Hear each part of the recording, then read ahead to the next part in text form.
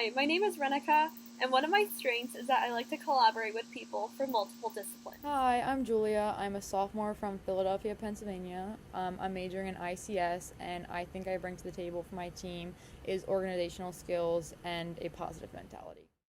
Hi, I'm Natalie. I'm from Miami, Florida, and I'm a junior studying sociology. I think I bring to the group enthusiasm and a perspective that is mindful of other identities. Hi, I'm Lindy. I'm a senior majoring in biology and global health, so I'm a bit late to taking this class. I'm from Rocky Mount, North Carolina, which is where I'm living this semester.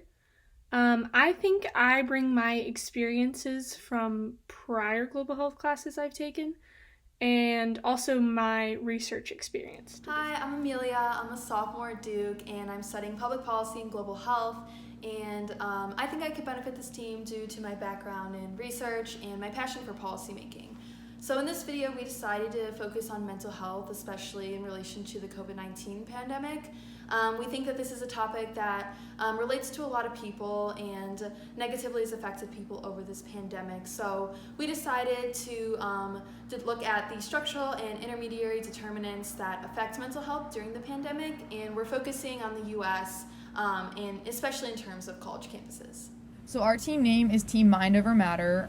We decided on this team name because we believe during this pandemic, mental health is one of the many important things. College students are already really susceptible to having mental problems. A study found that 1 in 5 students already have diagnosable mental disorders, but a study from Boston University also found that over time and over the pandemic, 2/3 of students have felt increased stress over their financial situation, and 1/3 felt increased stress over their changing living situations. And these policies are being changed across college campuses, but that increases those stress as these policies are ever changing. In addition, 60% of students felt they struggled to find mental health support within their schools and communities, which highlights the need for colleges to ramp up their policies.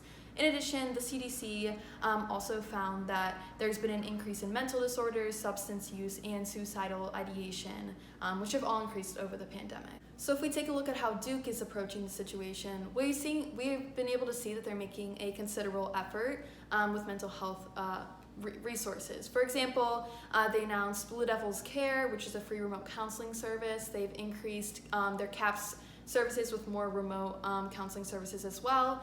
And students have also received countless resources, guidebooks, and other peer resources such as Peer4You, Blue Devil Buddies, and Duke Reach. As we talk about mental health on Duke's campus in the present day, it is vital to recognize that not all institutions provide resources and support to their students. One of the primary structural determinants affecting students' ability to practice health and well-being is an institution's socioeconomic position. Generally, the school's wealth is determined by their endowment funds. After 2 university professors conducted an investigation, it was discovered that many schools with smaller endowments or income streams, especially community colleges, do not have a health center or a mental health center at all. In fact, 23% of community college students are experiencing the most severe frequency of depressive symptoms, in comparison to 11% of 4-year students. Moreover, the amount of funding an institution can allocate toward mental health services can impact the quality of care. Given the fact that many campus clinics do not charge students for services and generate little or no revenue, schools that are not financially comfortable may not view mental health resources as an economically feasible investment. Even if a school does have an on-campus clinic, lack of funding can leave services understaffed, which can increase student wait times and accessibility to counselors. In actuality, some campuses are struggling with the high demand of resources, as there may only be 1 counselor for every 4,000 students, despite the recommended ratio of 1 counselor to every 1,000 students from the International Accreditation of Counseling Services.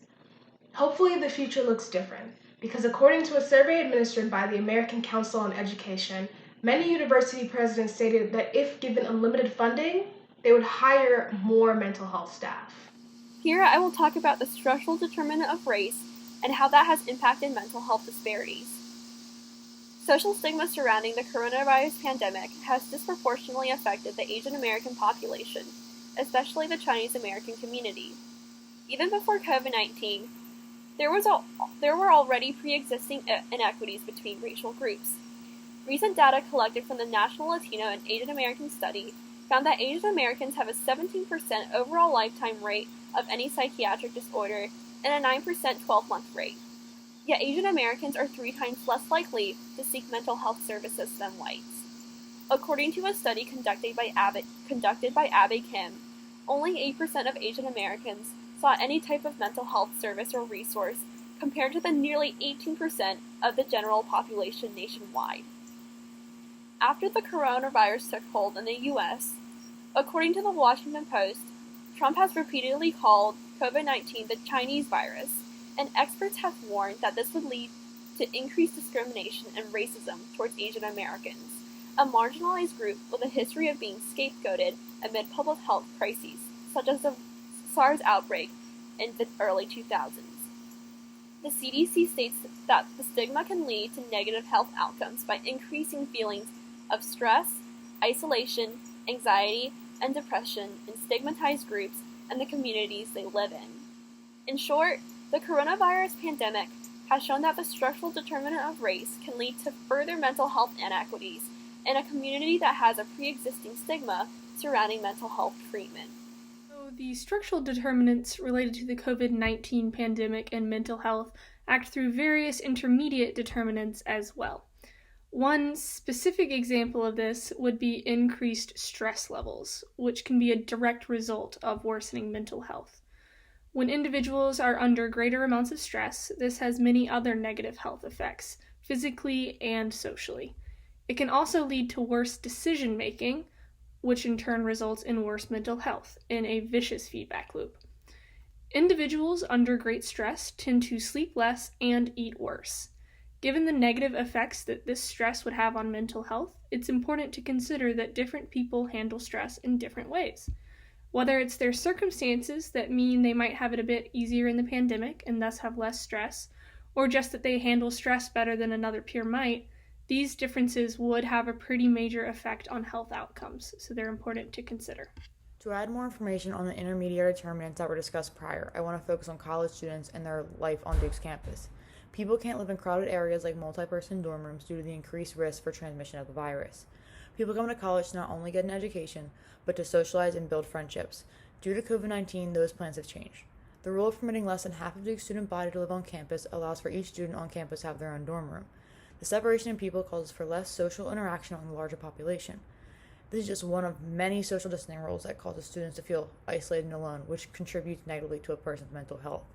Additionally, people live on campus to learn in person, and most universities, including Duke, have more than half, if not all, their classes online in order to keep people safe. This is just another contributing factor that negatively impacts someone's mental health. Furthermore, those students who have inadvertently been exposed to the virus must quarantine for up to 14 days in order to keep others safe, which negatively impacts one's mental health even more due to the strict isolation. Additionally, there may be students on campus who have underlying health issues such as diabetes or asthma, which are considered to be social inequalities of health with regards to COVID-19. These students in particular may have an even higher incidence of stress due to the fear of getting the virus, but still wanting to experience the same socialization as their peers. This increased stress for all people, but specifically the population of students, can decrease the immune response, making them more susceptible to contracting the virus.